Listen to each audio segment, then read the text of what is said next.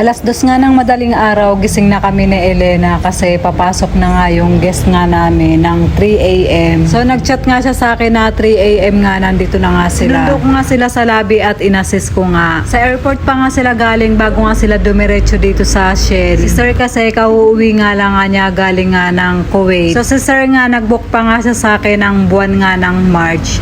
April sana yung pinaka-plano nila na mag-staycation. Kaya lang nung mga time nga na yun, na-postpone nga yung biyahe nga niya. Kaya ang sabi ko nga sa kanya, wala namang problema kung i-reschedule nga niya yun. Kasi meron nga silang security deposit na 1,000. So sabi ko nga sa kanya, pwede nga niyang i-reschedule yung stay nga nila. Basta't magsasabi nga lang siya sa akin. So yun, updated naman si Sir nga. And nung buwan nga ng June, nagsabi nga siya sa akin na itong July nga sila mag-i-stay kasi yun na nga yung uwi nga niya. So yun nga, dahil sobrang aga pa nga nito, naghanap nga kami ng mapupuntahan nga ni Elena at nag-almusal na rin kami. Dito nga kami sa may McDo na punta. Sabi ko nga sa kanya, dito na nga kami mag-aalmusal para pagpasok nga niya ng trabaho nakakain na nga siya. Then ako naman, plan ko rin naman magstay pa nga ng mga ilang oras nga dito hanggang sa lumiwanag. Kasi meron ding nakaschedule na lalabas nga yung isang guest namin doon sa isang unit at meron din kasing papasok. Tagal ko rin nga nagstay nga sa McDonald's. Then after nga dumaan din ako ng Double Dragon kasi meron nga akong pinaprint na papel. Quarter to 12 nga nakalabas na nga yung guest ko dito sa 12th floor kaya pumunta na nga ako para maglinis kasi meron nga papasok ng 2:00. So after ko nga maglampaso at mapalitan nga yung mga beddings pati na rin nga yung toilet, nagpunas din ako ng mga alikabok. Minsan talaga ito yung nakakaligtaan nga sa paglilinis pero ako hindi ko talaga to nakakalimutan. Kahit ultimong mga upuan talaga nililinisan ko yan kasi nakikita ko naman na maalikabok. So nga dumating na nga yung guest nga namin dito sa may 12th floor. So nauna muna yung lalaki and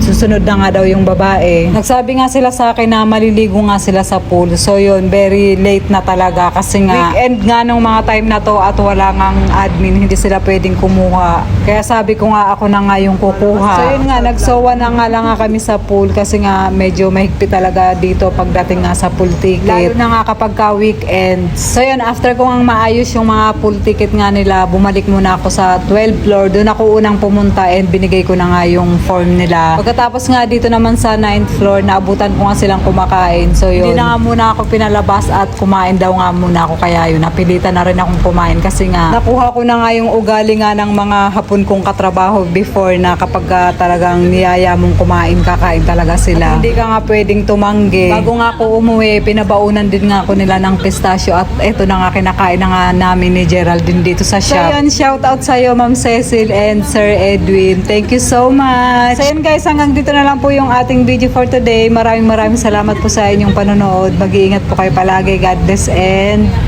babush!